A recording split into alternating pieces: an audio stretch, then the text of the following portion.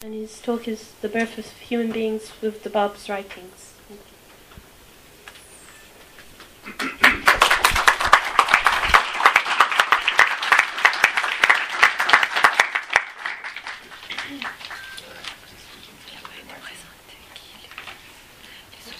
Dear friends, I'm very happy and delighted to be in this conference. This conference has two unique characteristics. One is the fact that in the Persian section of that, for the first time, we have a gathering of really Persian community, Iranian community, namely citizens of Iran, regardless of their religion. They participate in this conference. And this is a historic, unique event in the history of Iran. Always identities were defined in terms of religion, and these identities were defined in terms of opposition and hatred and mutual alienation.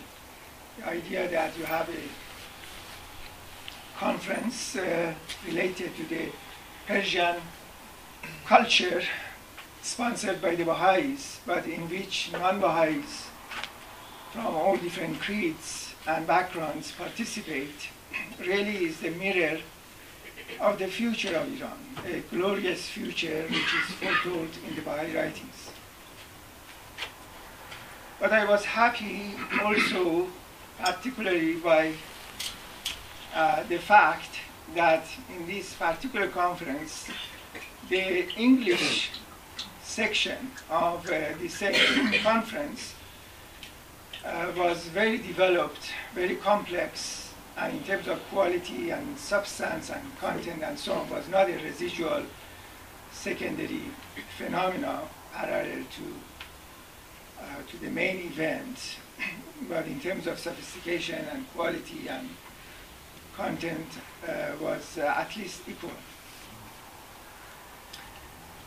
What was read in the statements that we had preceding my talk were very interesting. I don't know what that CD was, who was reading it, and who are the writers and so on, but most of the ideas which were expressed, most of the statements, they're related and relevant to the topic of my discussion. Now, my topic is a vast topic, and I believe I have 45 minutes, right? At 11, my talk is going to end. My talk is about the birth of the human beings in the writings of the Bab. This is not a topic that I have chosen, it was given to me. The reason is that I have frequently talked recently about the birth of the human being. But also I have given a number of talks because of my interest about the writings of the Bab. So the organizers of this conference, because of that, they have put the two together and created the title, Birth of the Human Being in the Writings of the Bab. But that refers to the complexity and vastness of the topic, which it would be impossible in many sessions that I would deal with that, let alone 45 minutes, but I try. What I'm going to do, at least my intention, is that first to talk about 60 minutes. But it ends at 11. 11:15? Oh, okay. We have 1 hour. I'll go with this. It's easier to read that than my watch. I'm going to first talk about what I mean by the birth of the human being, this concept. After that, I would focus on the birth of the human being in the writings of the Bab. And in order to do that, I would first talk about reinterpretation and reconstruction of the concept of religion in the writings of the Bab, and then focus on reinterpretation and reconstruction of the notion of the world, of society, of culture, of economy, of society, of history, of human being in the writings of the Bab. So in this rebirth and reconstruction of both religion and the temporal realm, the social realm, we would see the birth of the human being. Each part of this discussion requires lots of time and has many dimensions, and so this would be just an invitation to further study of this concept rather than an exhaustive, comprehensive analysis of any of them.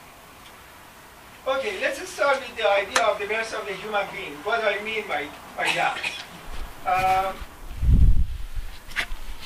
Let me mention two ideas in order to convey my purpose. One very important symbol in the ancient times is the Egyptian symbol of Sphinx. You're all familiar with that. It is actually the main symbol of the archaic Egyptian culture. Sphinx is that reality which consists of a body which is animal, but a face which is human. The other one is a statement by Baha'u'llah, who has given us a new definition of human being. Baha'u'llah, in a number of his tablets, because he repeats this twice in his writings, has argued that that one, this is roughly the exact translation, but not precisely the same translation. That one indeed is a man, is a human being, who today dedicates himself to the pursuit of the interest of the entire human race. You may know this statement by heart better than me, but what I said is that the approximate statement of Baha'u'llah. Baha'u'llah is giving a new definition of the human being. The human being is defined in terms of the universalistic orientation of the sentiment, of the consciousness and action of this person. A being whose feelings, whose consciousness and whose behavior is oriented toward realization of the universal interest of the humankind is defined by Baha'u'llah as a human being. The birth of the human being is the birth of that culture in which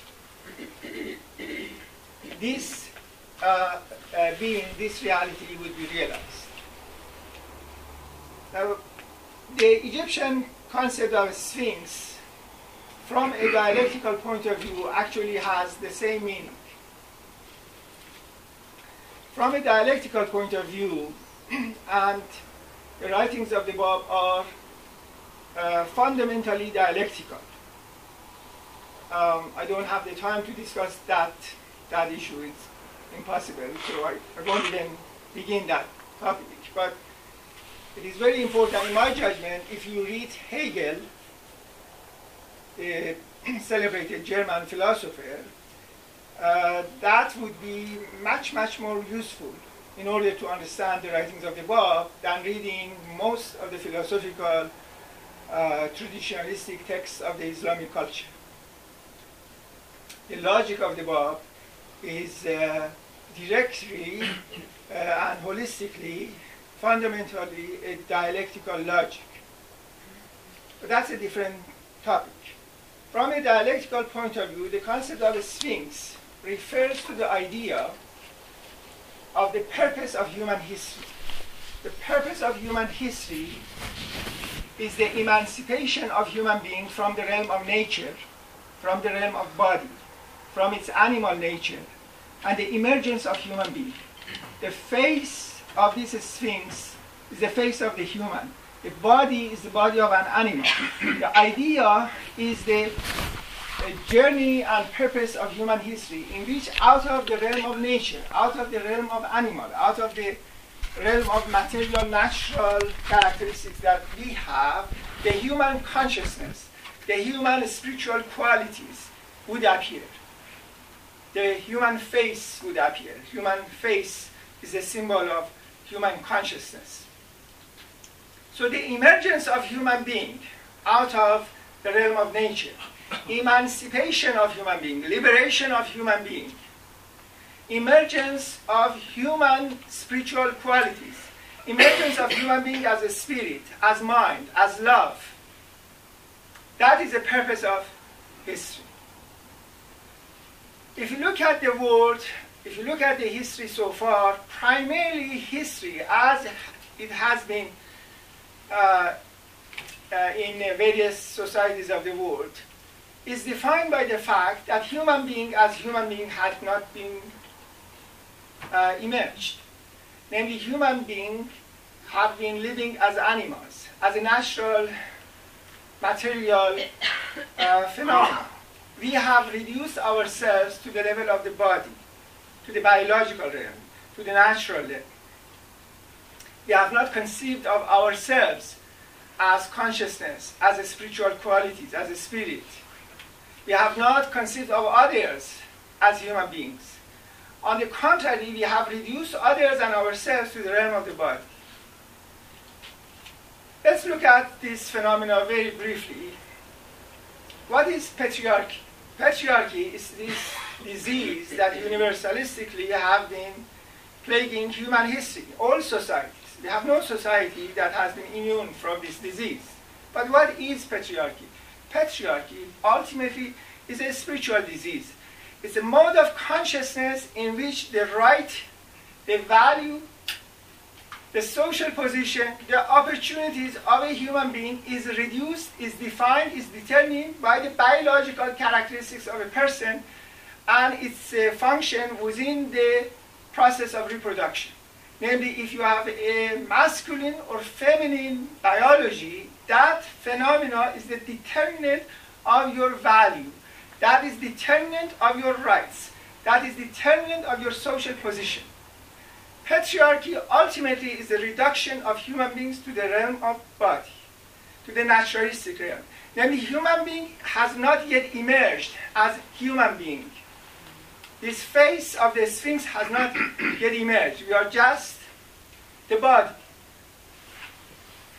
And it doesn't matter whether it is a female who is subjugated by this patriarchy or the male who is the beneficiary of this act of injustice. Both of them are being dehumanized. Both of them, not just one of them.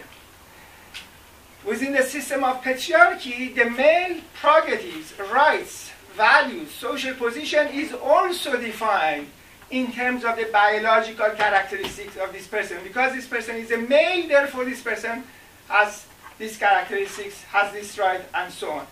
In other words, this person is also dehumanized. This person is also reduced to the realm of nature, material. What is racism? Racism is a spiritual disease ultimately. It's a problem in terms of mode of consciousness. It's a reductionistic viewpoint in which we reduce the rights, the values, social position, opportunities of a person to the color of the skin.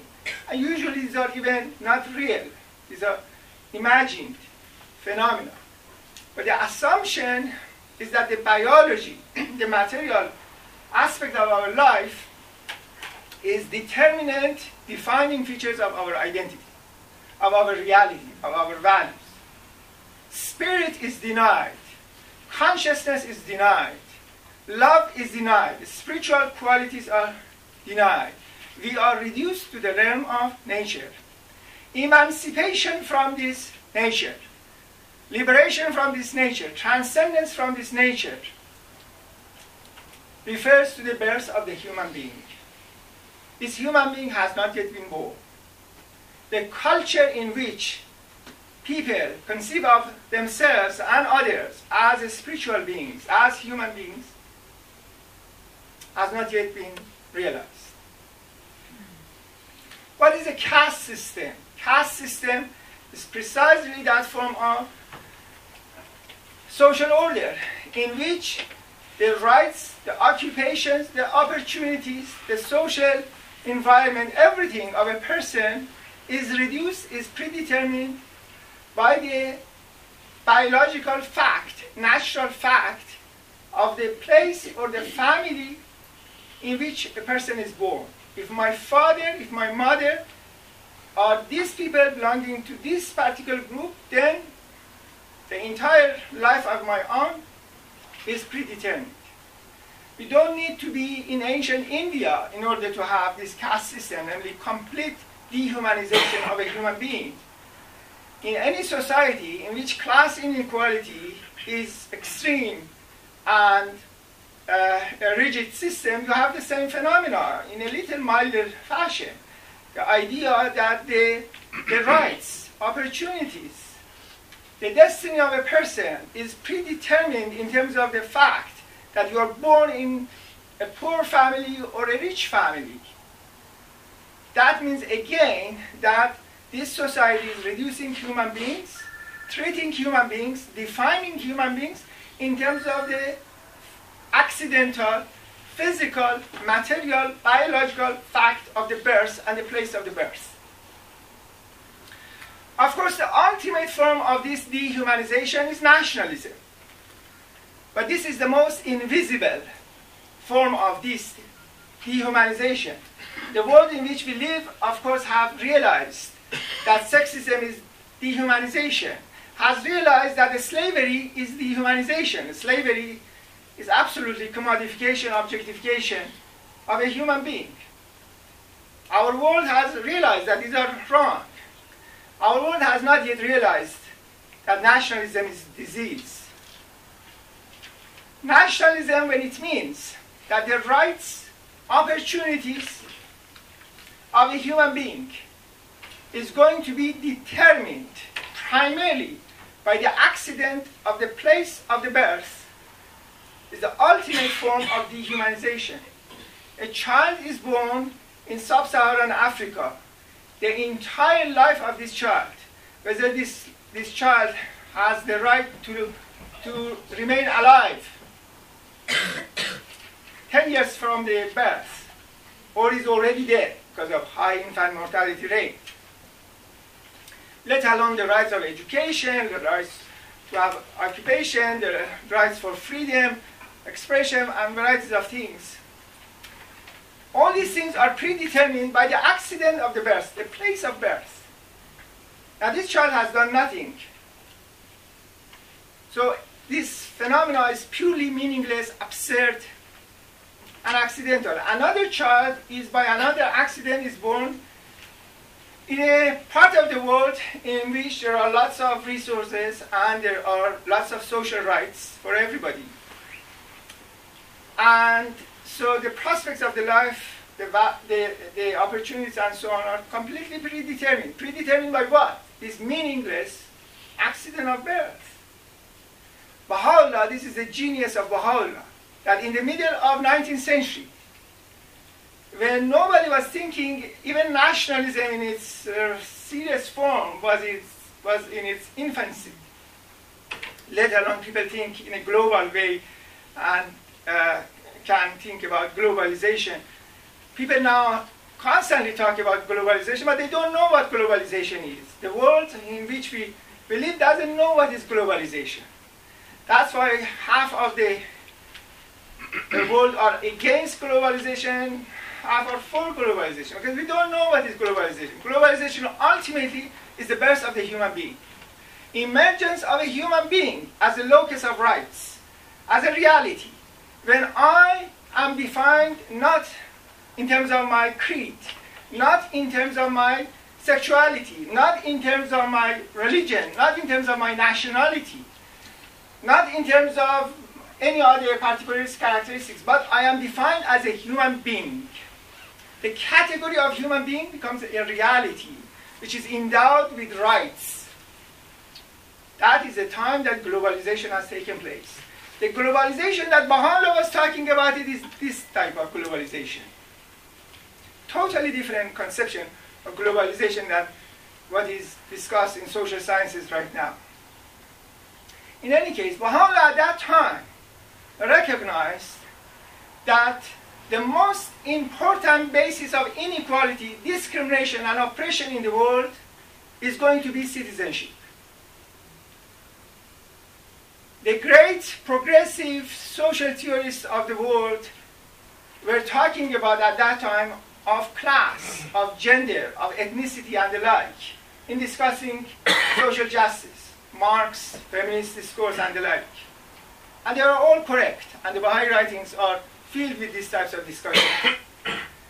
But in addition to them, Baha'u'llah at that time recognized that beyond this phenomena, there is one fundamental emerging basis of inequality, of oppression, that the world is not aware of that.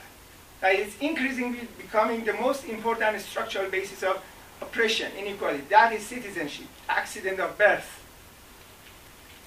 That's why at that time, in the same statement that he says, that one indeed is a man who today dedicates himself to the realization of the interests of the entire human race. In that same statement, he says, the world is but one country, and mankind its citizens. Citizenship rights, which we all cherish in the world, is positive when it is dealt with the inside of a country. Is negative because it is the logic of exclusion. We have to celebrate realization of the rights of citizenship, economic rights, social rights, and so on. But we have to, at the same time, go beyond nationalistic conception.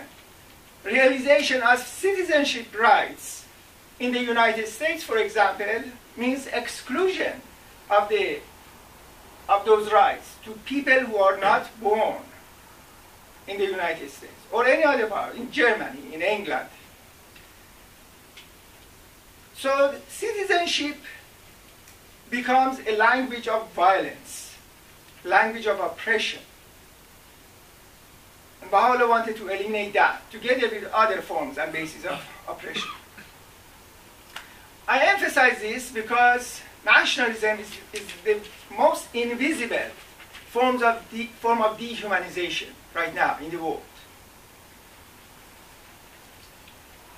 Nationalism, in the sense of diversity of cultures and celebration of different cultures and so on, is a sacred phenomenon, and it is approved by the Baha'i faith, and we celebrate that.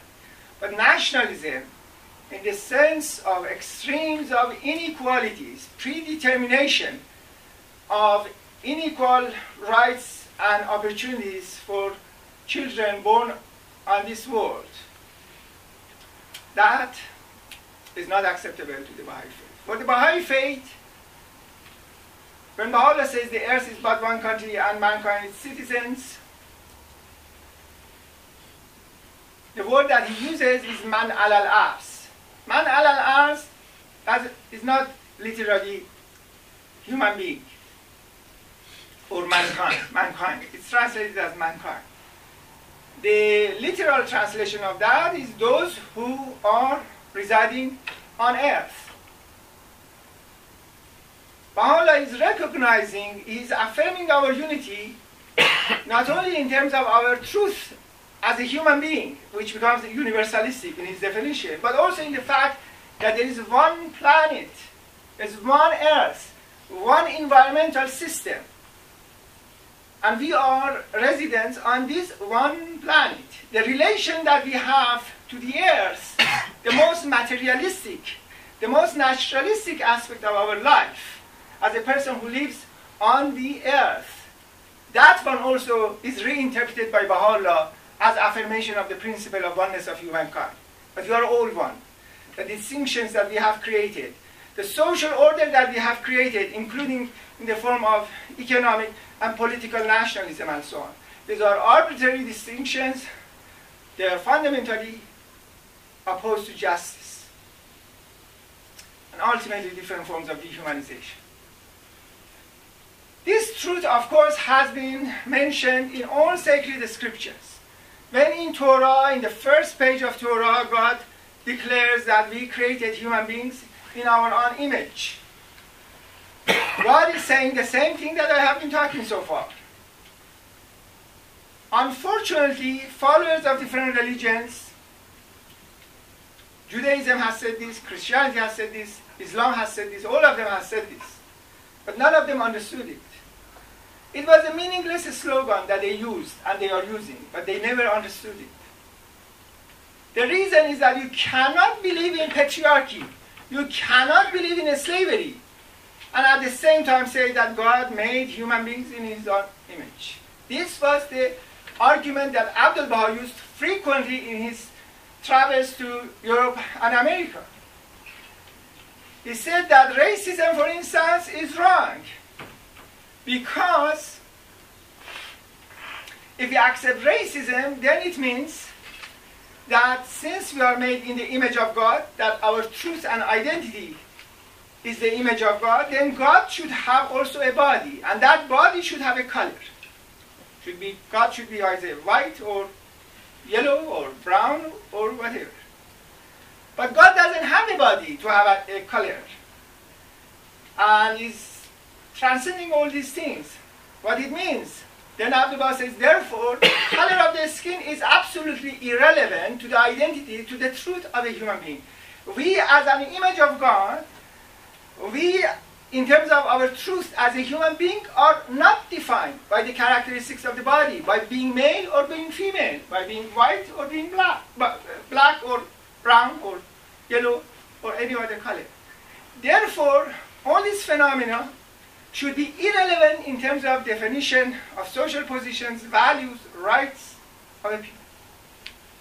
The idea that God made human beings, created human beings in his own image, is the most revolutionary, most beautiful spiritual principle. That is the truth of all religions.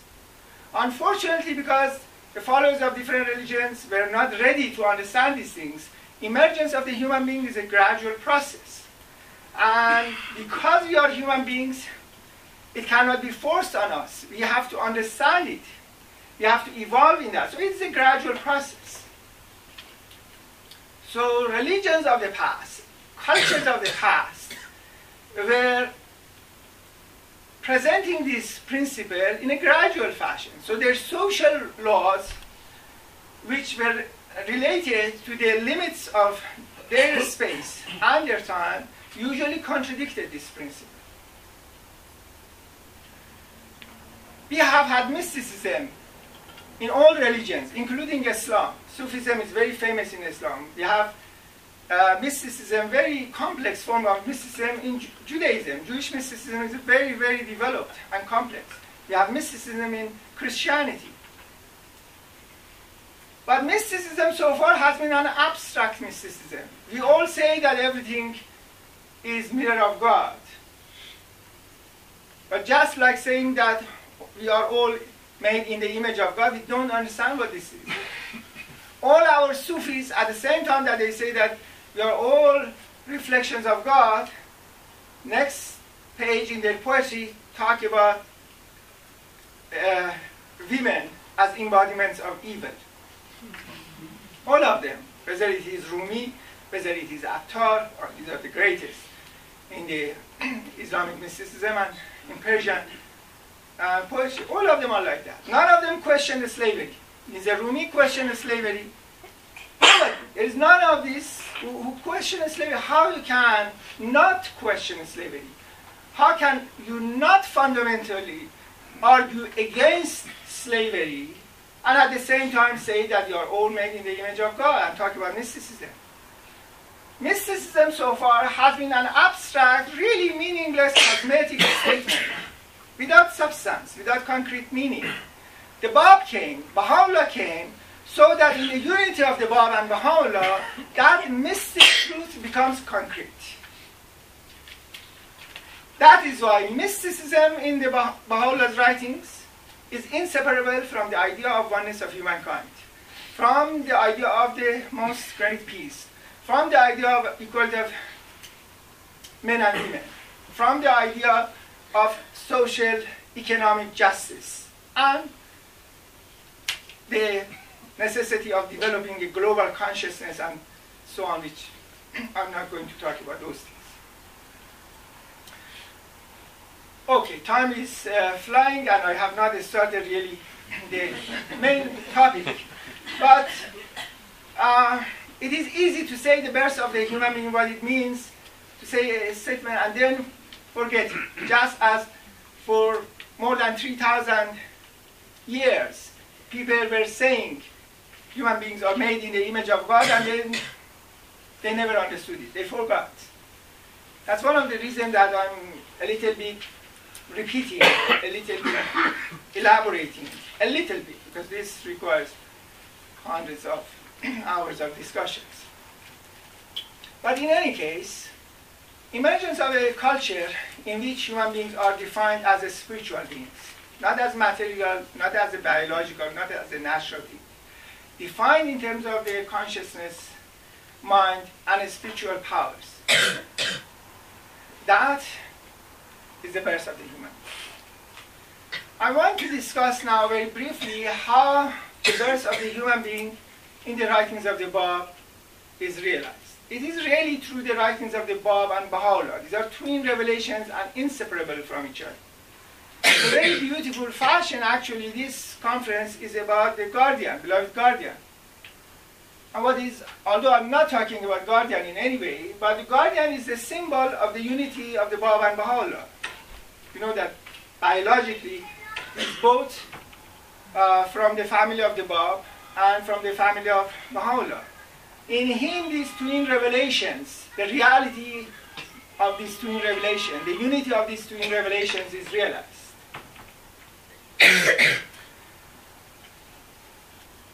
Now, in order for this human being to be born in the writings of the Bab, it was necessary that both religion would be reinterpreted, reconstructed, and our conception of the temporal order of society, economy, culture, and so on would be also reinterpreted and recreated. Let's start with the reconstruction of religion. We have to discuss this for the sake of the simple reason that the way religion has been understood and has been practiced so far has been predominantly a factor, a force of dehumanization. Not a force for the birth of the human being, but the opposite, dehumanization. Abdu'l-Baha very, very explicitly talked about these issues in terms of the idea of social Darwinism, about the idea of a struggle for existence, struggle for survival. We have seen that in his talks. Frequently he talks about this. That idea is the idea of emancipation from the realm of nature. For him, freedom, true freedom would be realized when not only our science, our technology can control the external nature, but also our soul, our inner reality becomes emancipated from the law of nature, which is the principle of a struggle for existence. When we understand that we are all one and the same, rather than different things which are pursuing our own selfish things and seeing others as either enemies or instruments for realization of our own purpose, then we are in the realm of the struggle for existence. Then we are in the realm of nature. Realization of a social cultural order, which would become a human order, in which the consciousness of oneness of humanity is institutionalized in this, is liberation from that principle of struggle for existence. That is the birth of the human being. When you look at the role that religions have had so far, you see that to a large extent, particularly in many extreme expressions of that, the way followers of religions have understood religion has been a force of alienation, a force to legitimize hatred of others, a force which would justify discrimination, unequal rights of different people on the basis of different things. You are a woman, therefore you should have these roles and be deprived of these rights. Slavery was not prohibited in any religion. Moses did not abrogate it. Jesus did not abrogate it. Muhammad didn't abrogate it. It is accepted by all of them. Some of them created new forms of slavery. Actively turned into a slave a lot of people who were not non-slave.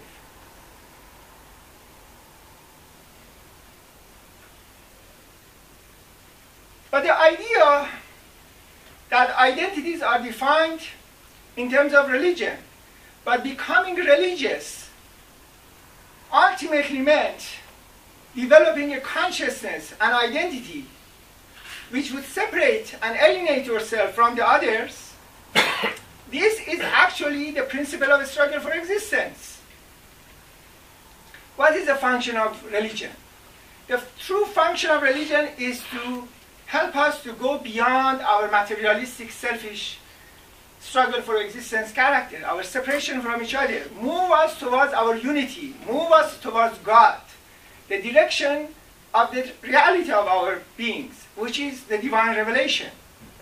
So the function of religion, the precise function of religion, is to show us, teach us, that the struggle for existence is not the proper reality of our being. That we have to consider everybody as one as ourselves, to love each other, to cooperate with each other, to strive for realization of equality and dignity of all human beings.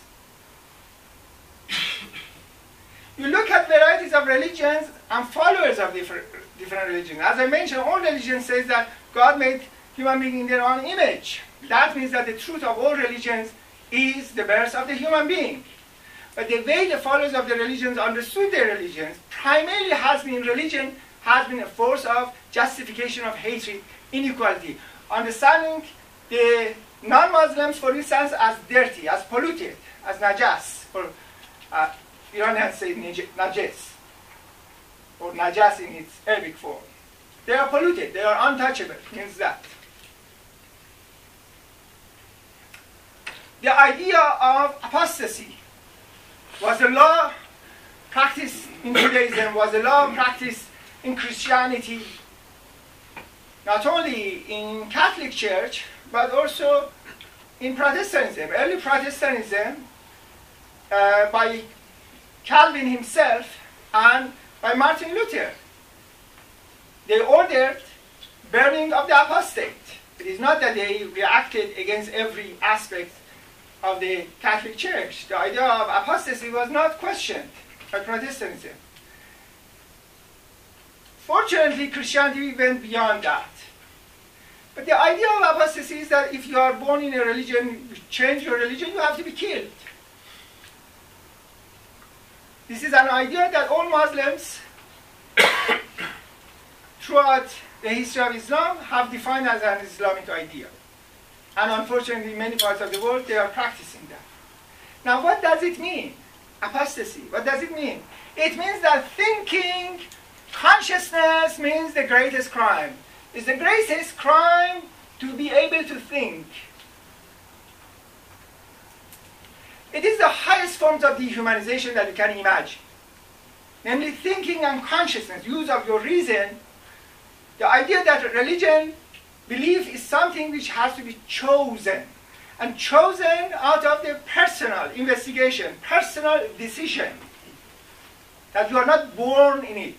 That you have to choose for yourself. This idea is defined as the highest crime by all these religious groups. What it means? It means to be human means to be engaged in the most violent forms of crime, which has to be suppressed at all costs. These are the examples. I don't want to continue in this. So, for realization of human being, first of all, religion has to be reconstructed. We should have a new idea of religion.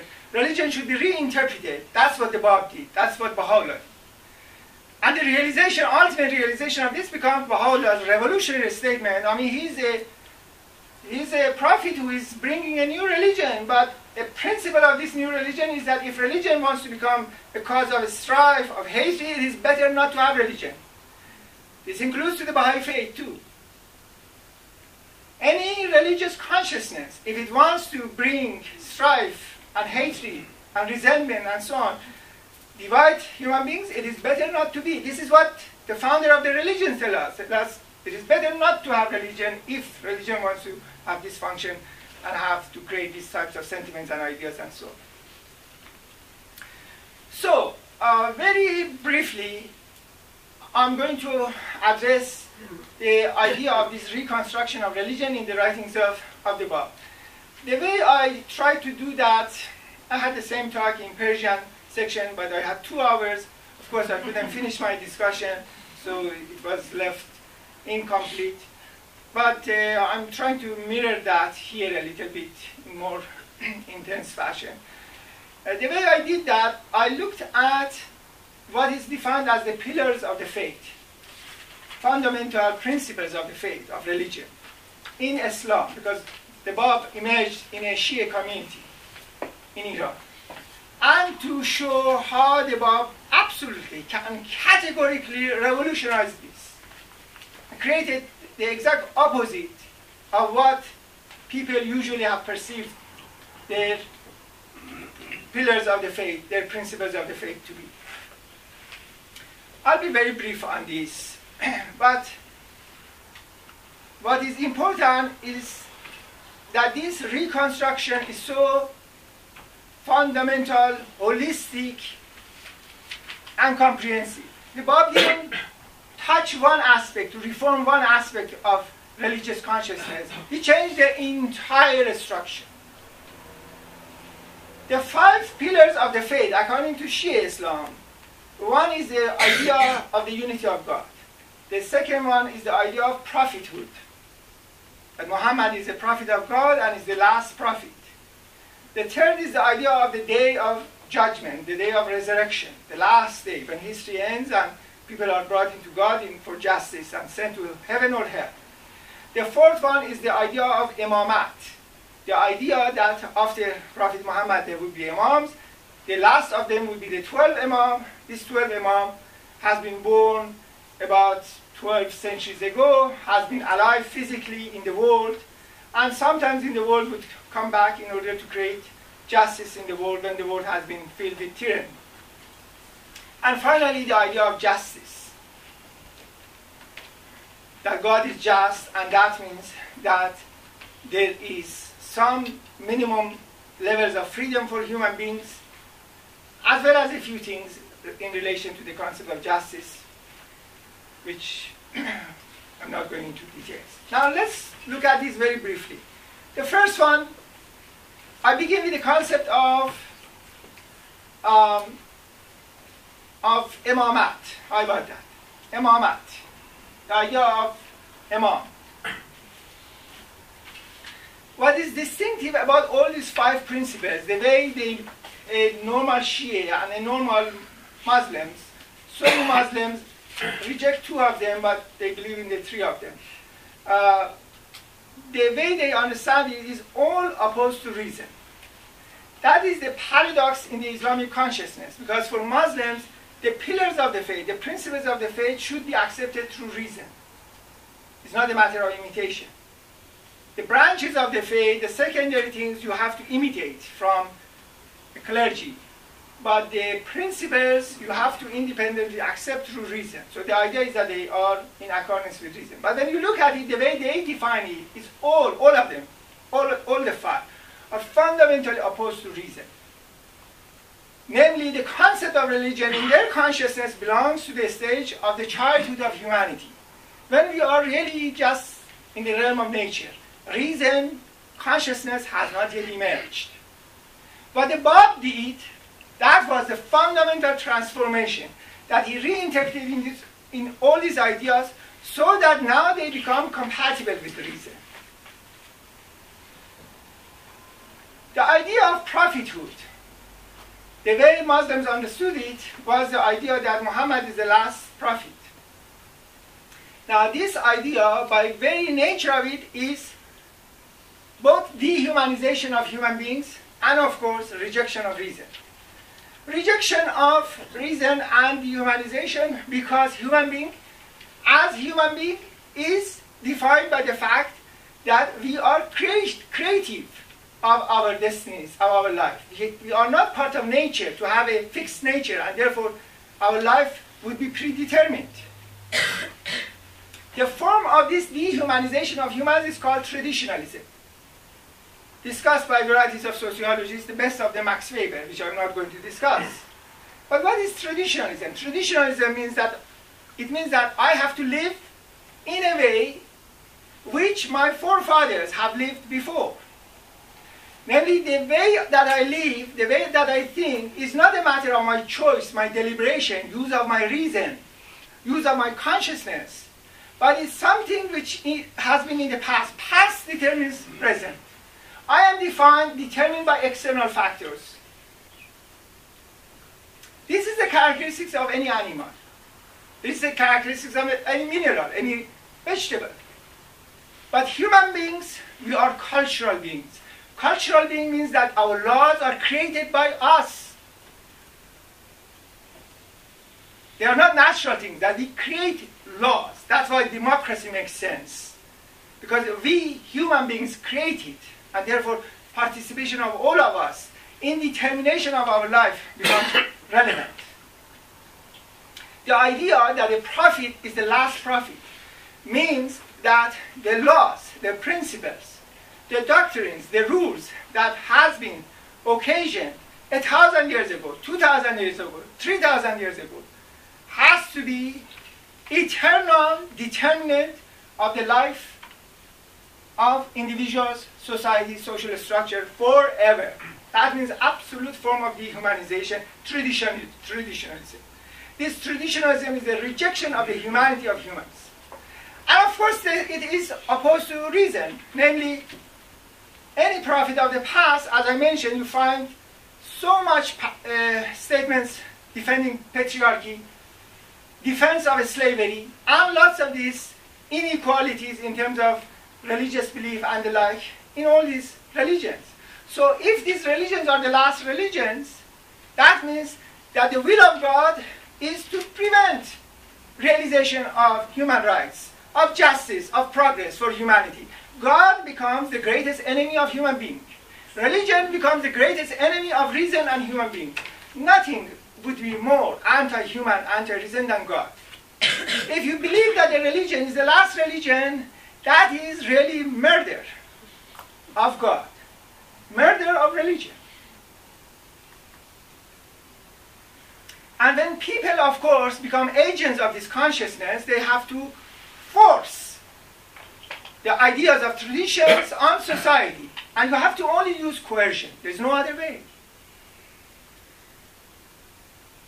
And also, social dehumanization in varieties of forms follows. What the Bab did, the Bab took this idea, reinterpreted in totally different way. Instead of traditionalism, it became the principle of historical consciousness. He talked about progressive revelation.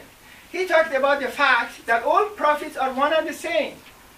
And prophets of God, the word of God is alive. It's a living thing. You know why he called the letters of the living the letters of living? The reason is that for him the word living is so important. For the Bab in his writings, everything is living. Living is one of the names of God. The Quran says, Huwal Hayyul Qayyum. God is the eternal, self-subsistent, the eternal living. Hay. Living is the name of God. And everything according to the Bab is living, including the Word of God. Word of God is living. What does it mean that it's living? Word of God is living. Namely, it grows, it develops, it takes different shapes. That's why for the Bab, Quran is the same as Gospel. That is the same as Torah. They are not different things. It's the Word of God who is alive, develops, takes different shapes. Now it appears as Bayan, now it appears as Aqdas, but they are all one and the same. In the Persian Bayan, the Bab says that Quran right now is the saddest thing on earth. Nothing is more sad in grief than Quran. Because everything wants to achieve its state of perfection, maturity, development. And maturity and development and perfection of the Word of God is its realization in the form of the new dispensation, new Word of God, new revelation. But the followers of the Quran, those who claim that they love the Quran, are the greatest forces who want to prevent Quran from realization of its paradise. That's why it is so sad. Nothing is as sad as Quran right now. From the point of view of the Bab, all prophets of God are one and the same. It's a living reality. It takes different shapes or forms, but it is one reality. The Word of God is the same thing. Not only there is no last prophet or last revelation, eternally humans develop and change. And eternally the Word of God change and develop and contributes to this development and change. But also this eternal change and historicity and consciousness means unity of them. This is really the genius of the Bab. Historical consciousness becomes at the same time, namely everything is in history, everything is historical, everything changes, everything is living. At the same time becomes the idea of oneness of all prophets, oneness of all religions. It becomes the idea of peace and unity and harmony of all religions. And the Bab taught us that what is the truth of a religion is that a spiritual reality. The laws, the special rituals, and so on, they are not the truth of religion. They are secondary token expressions of religion in terms of exigencies of time and space. He invited us to look at religion in terms of its truth, not in terms of its secondary, tertiary token expressions. Problem with the world is that the way religion has been defined so far, people have defined it in terms of those token expressions. That has become the truth of religion.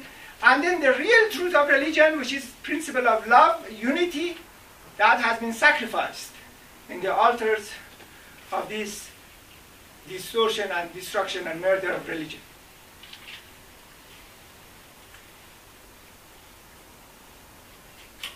Well, I said that I would talk about imamat, but then I went on and talked about principle of prophethood. Anyway, sorry. Now I talk about imamat. What is the concept of the imamat? The idea of imamat is that after prophet there would be successors, and the idea that the last successor is the 12th imam was born in 255, around that. Right now it's about the year 1400. So how many years it becomes a lunar year of? Anyway, about 12 centuries ago. And the idea that it went into occultation.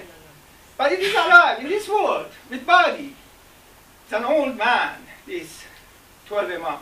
And the idea is that he would not appear again until the world is filled with injustice. And he comes and fills the world with justice. Now this word justice is related to the concept of justice as one of the pillars of the faith, which I have to talk about it. I'm sure we won't find the time to talk about it. But I want you to pay attention that justice means, in the consciousness of the Shia Islam, justice means that the Qa'im comes and with his sword kills everybody. Genocide, universal genocide is the meaning of justice in that consciousness.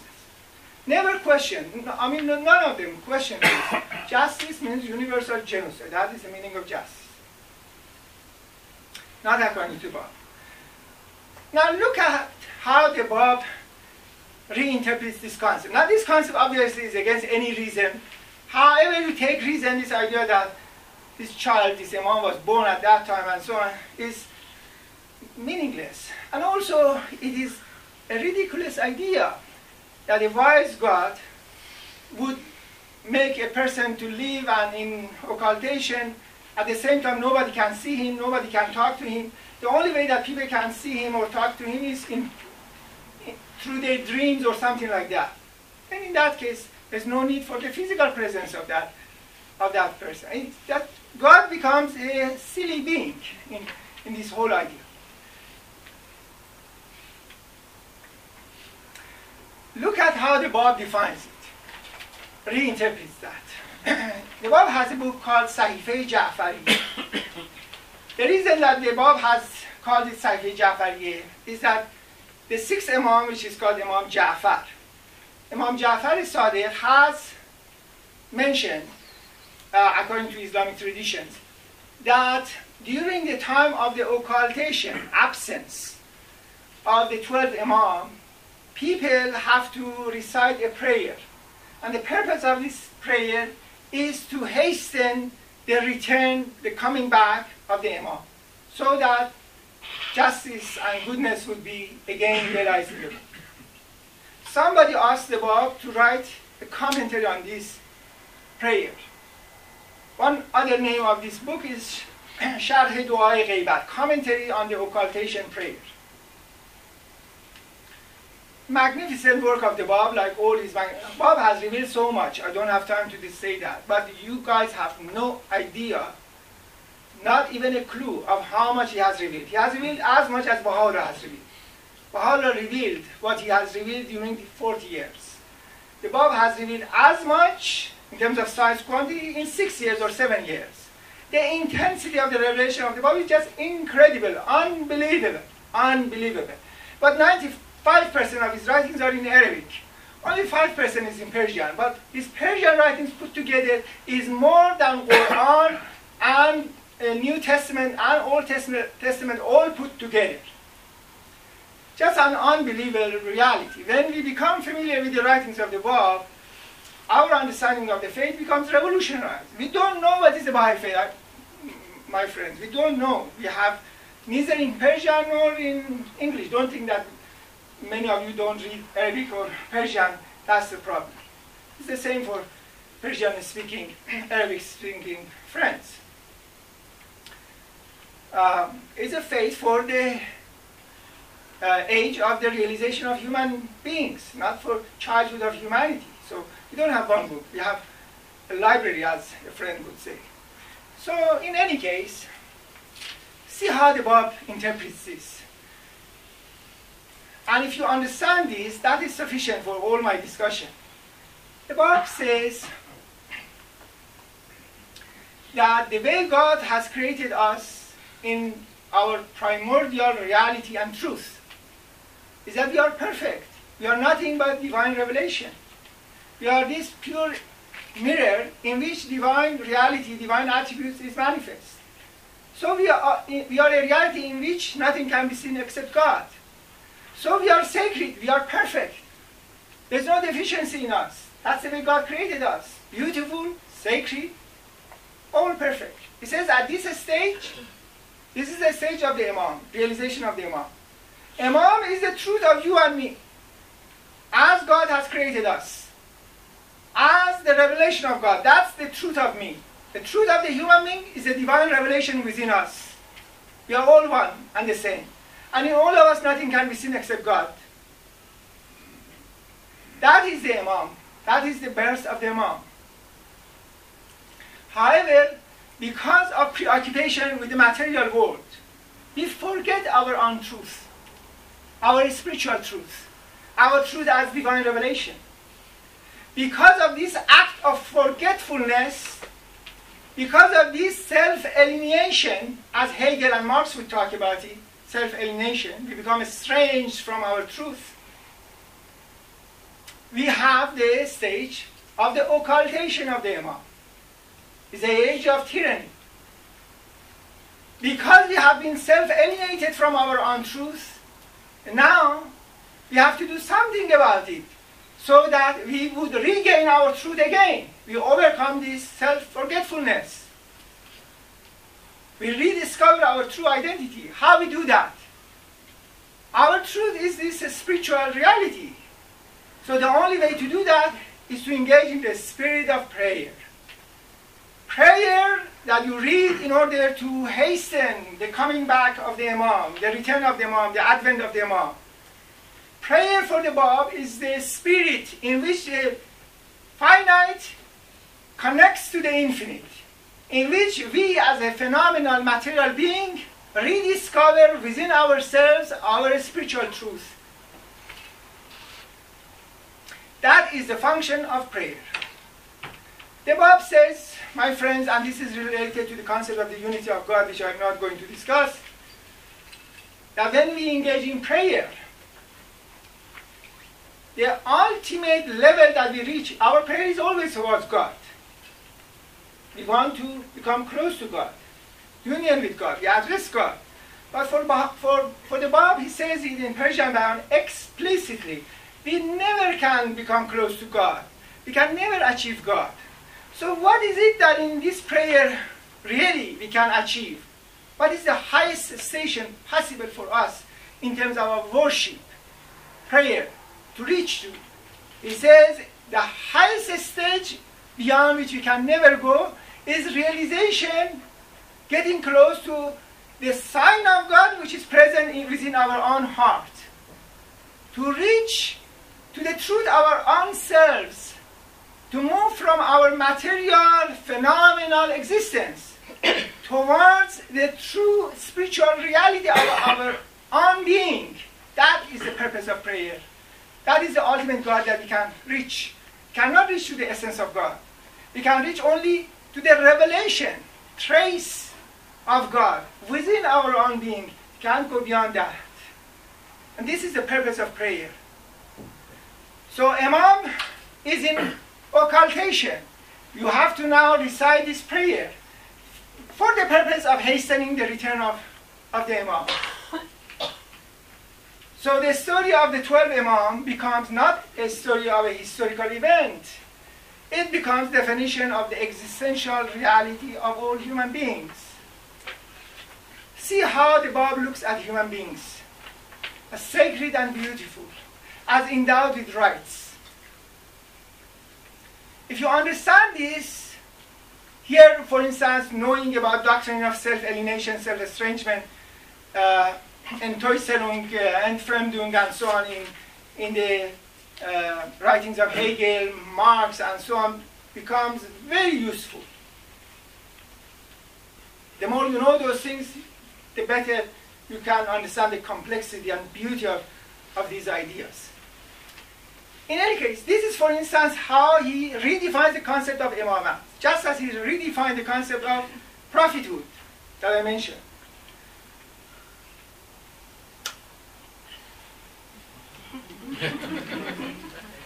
It's fast.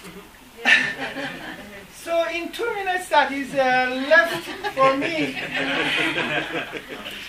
I wanted to talk about how he redefines the concept of resurrection. And then go back to the idea of how he redefines the concept of society, of language, of ethics, of labor.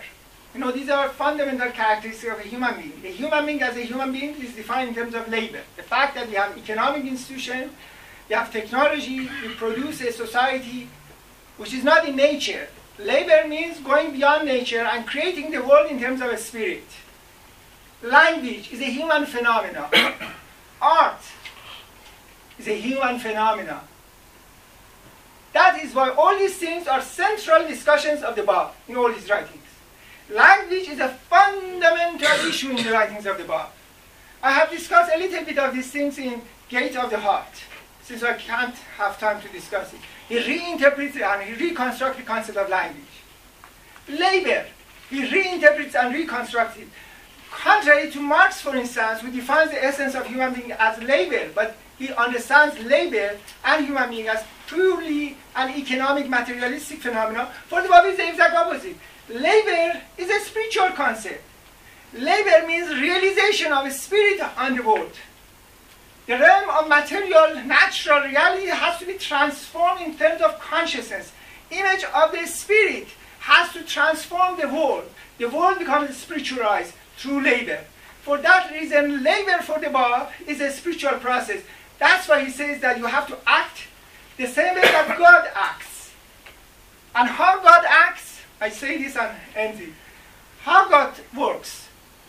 First of all, God, the way he works, is not for any particularistic, selfish reason. He doesn't do it for any particular gain. He doesn't need anything. It doesn't do it out of any particular purpose. It's just out of pure love. So when we engage in work, work should not be a means of selfishness. Should not be for the sake of wage and realization of utility and consumption of something. Labor itself should be the aim, out of love, for realization of the universal interests of humanity. And how God acts, not only it is for that spiritual purpose, but also God acts in the most perfect way. Whatever He creates, creates it in the most perfect way. That's why the Bab emphasizes so much, so many times, that whatever you do, whatever you produce, you have to do that within the utmost stage of perfection possible within your reality. This is also accompanied with the idea that beautification of the world, art and aesthetics, becomes an absolute spiritual duty of all Babis. In the Baha'i culture, we have not yet discovered this significance of aesthetics in the Baha'i faith. And that's also the concept of refinement is the concept of beautification of the world. We just play lip service. We have not understood these things yet. The Baha'i culture has to be born gradually. So labor becomes a spiritual process. The realm of the economy, technology becomes spiritualized, in which whatever I do it in the most perfect state. That's what, by the way, he says that you have to learn from Europeans' art and industry. He praises Europeans. Instead of saying that they are infidels and so on, and curse them and forget them, he says that you Iranians, you Babis, learn from their example of art and industry and technology and so on. In any case, so labor, language, art, and values, and a lot of other things, which I don't have time to discuss any of them, become central categories through which the Bab creates a new worldview. We are not familiar with the Bab. We don't know who the Bab is, nor his writings. Through this, he is reconstructing the temporal world, just as he reconstructed religion. It's amazing the beauty and complexity of the writings of the Bab. Through that, together with the writings of the Bab, with the Baha'u'llah. Without Baha'u'llah, the writings of the Bab, it's just an infant potentiality. With Baha'u'llah, together, it is the most amazing, absolute beautiful thing. And it is through this union that human being is going to be born. I'm sorry for the fact that I couldn't develop, but the Bab is too complex, not my responsibility. It's his.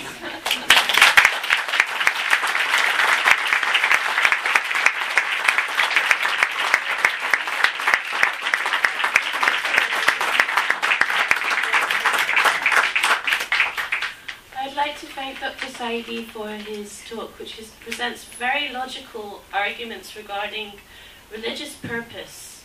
And when we live in a world where humanity has forgotten how relevant their spirituality is in their purpose towards the world, it's very important that we remember these logical concepts. Yes, that's what I'm looking for. So if we have 5 minutes for questions. One at the back. I think that you are already behind. Two questions, basically. You refer to that man became a slave to, as in us religious. Could you expand on that? Because you just said that and then you stopped and then you continued. That's one. And if possible, you also mentioned that God made man in his image. If you can give some references in the Quran or in Islam and some in Christianity, it would be most. Yes, well, this statement is in Torah, in the beginning of Torah, and that statement, of course, is universally accepted by Christians, because in Christianity, actually, Torah is part of the scripture. It's not just the gospel, that it's the unity of both. And in Islam, it is also accepted in the famous hadith that both Shia and Sunni Muslims accepted in the Hadith Qudsi, it is mentioned that no. إِنَّا خَلَقْنَاهُ عَلَى صُورَتِنَا وَمِثَالِنَا. For example, all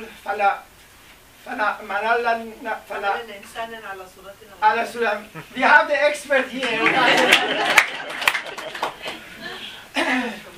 This Fatih Khanum is truly beloved of the heart of anybody who comes into contact with her. She's pioneering Saudi Arabia, and just a lovely person. Anyway, and the idea is frequently accepted and affirmed by all Muslim mystics, philosophers. So it is a universally accepted principle.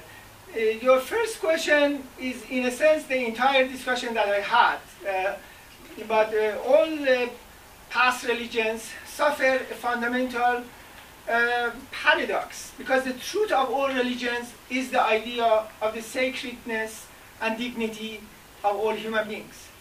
But the times and the cultures in which they were born were one in which realization of this was not yet possible. Therefore, their social laws, their token expressions, had to be in accordance with the limitations of time and space. Therefore, their laws many times have some tensions with those spiritual principles of those same religions. Unfortunately, because of those same cultural limitations, followers of those religions went beyond those tensions and actively distorted and misinterpreted the religions in the most fundamentalistic, in the most patriarchal, in the most racist, in the most intolerant fashions. And therefore they justified all forms of wars and all forms of violation of different groups in the name of God, in the name of religion, and so on. The Baha'i faith is really the turning point in religious history, because for the first time the truth of religion, which is the sacredness of all of us as mirrors of God, becomes now institutionalized in those token expressions, in the laws of religion. That is why for us the mystical principle is inseparable from the idea of oneness of humankind, of the idea of peace, of global justice, of social justice, of elimination of poverty in the world, of protection of the environment. I didn't have to talk about protection of the environment in the writings of the Bab. For the Bab, everything has a right, not just human beings. This is part of discussion of paradise, resurrection. But you really want a theory, a philosophy of protection of the environment, go to the writings of the Bab. Everything becomes mirror of God. Therefore, everything is sacred, everything has a right.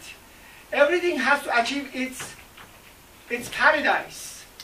And the paradise of everything is realization of its potentialities. So if you pollute the world, the oceans, the air, the mountains, and so on, what you have done is you are forcing everything to go into hell. And according to the Bab, we are responsible before God. And we will be questioned about this. We have the responsibility not only to be citizens of the world, of a human world, but also according to the Bab, because we are all manifestations of God. Everything is manifestation of God. It's not just the Bab and Baha'u'llah which are manifestation of God. Everything is manifestation of God. We are all mirrors reflecting the image of God. So everything has rights. Because of that, everything has the right to be in paradise, which is also related to beautification of the world and so on. And it is a function of the humanity to try within the extent of our possibilities that everything achieves its paradise. It's really realization of that mystical unity, which is now institutionalized in the way we think, in the way we feel our sentiments, in the way that we act, in the way that our collective organizations, social order, should be organized. A way in which spirit would reflect itself over the world. This is the realization, my last sentence, the realization of the Torah, in which, in the beginning of the Torah, God talks about the Spirit of God hovering above the waters. It would be a world in which it is a material world. But this material world becomes reflection of the image of its truth, which is God, which is a spiritual reality. There was one more question at the side. I tell you, it's 5 minutes, but I'm so happy to finally meet you, Sirius, and I have so many questions that I will sort of wait for later from about Imamat. But the one question that I thought I'd ask here would be, you mentioned the role of women and the redefinition of the identity of women that the Bab introduces, and I remember this beautiful, beautiful passage of the Bab in the Sahifatul Bain al-Haramain, between the shrines, where the Bab says that women are not and never have been as men have conceived them to be. And he exhorts on sort of men to treat them very well, but he kind of unfolds this notion of a huge thing, but leaves it. So I wanted to ask you what other passages there were that unfolded the station of women in the Bab's writing. well, equality of men and women is not completely institutionalized in the writings of the Bab, but it is born in the writings of the Bab. It is ultimately in the twin unity of the Bab and Baha'u'llah that it becomes absolutely realized. But one example of this, and this needs a lot of time, but I'll say it fast, but it is one of the most beautiful things that I will share with you, is that I found a tablet of Bab, actually 2 tablets of the Bab. Nobody has seen these tablets, in which the Bab gives the name of the letters of the livings. You know, we have the names of the letters of the livings in the Dawnbreakers, but who knows these are completely accurate or not. Dawnbreakers can have mistakes. I found tablets of the Bab in which he gives the names of the letters of the living. In one of them, this is the way that he gives the name of the letters of the living. After talking about the letters of the living, he says, and the name of 17 of them is this. And then he gives 17 names. After that, he says, we took the essence of this 17 and placed it in this one soul who recognized us in the station of 18. This is amazing. Instead of saying, okay, 18 and this is the name, he divides them into 17 plus 1, which is equal to the other 17. When I read that, I was really mesmerized and so shocked and so happy. I wanted to fly that I found the list of the letters of the living in the writings of the Bab. But also when I read that, I was so excited. I said, who is this one letter of the living, which is equal to all the other 17? And immediately I said it should be Quddus. So I went back now, I read the names of the 17 in more detail. Quddus was one of those 17. Then I read again, and there was only one name which was missing. That was the Tahiri. The 17 were males. After that, the Bab adds to that statement and makes it explicit that he means Tahiri.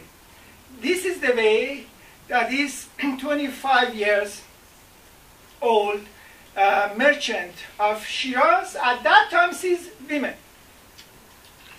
I tell you that the Babis of that time had a hard time accepting Tahiri as a letter of the living. They constantly wrote letters to the letters of the livings to the Bab, complaining against Tahiri, why a woman should be there. They wrote a letter that I have found in documents. They write to one of the letters of the living, saying that the Bab says that we have to follow and respect the letters of the living. Does this apply to this woman as well? It's exactly to this woman, not even her name.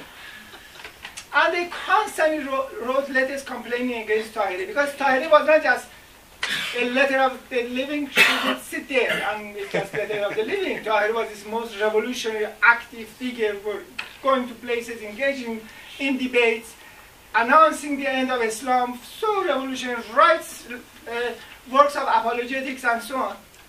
So people were constantly complaining against her. And the Bab would write to them. At least I found more than 10 letters of the Bab answering these types of complaints.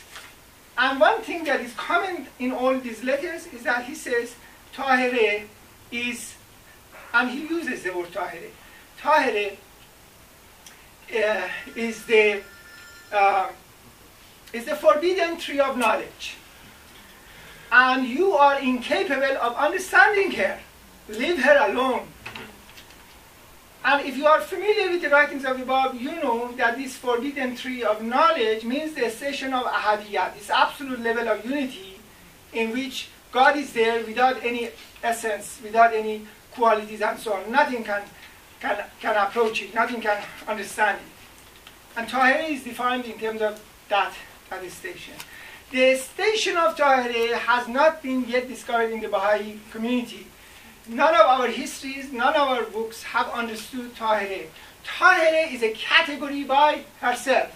Separate, Qudus, Mullah Hassan are two of the letters of the living.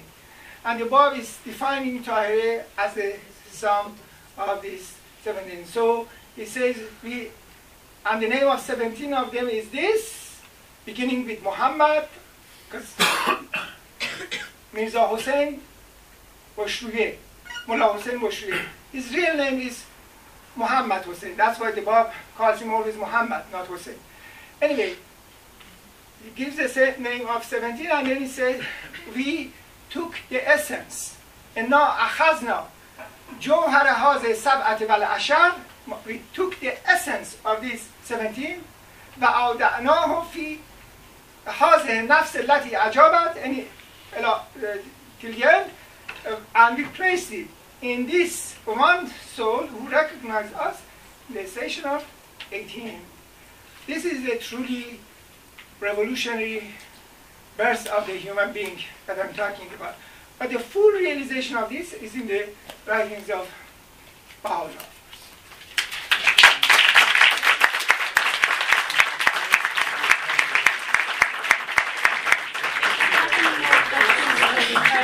Ask Dr. Saidi in a break later.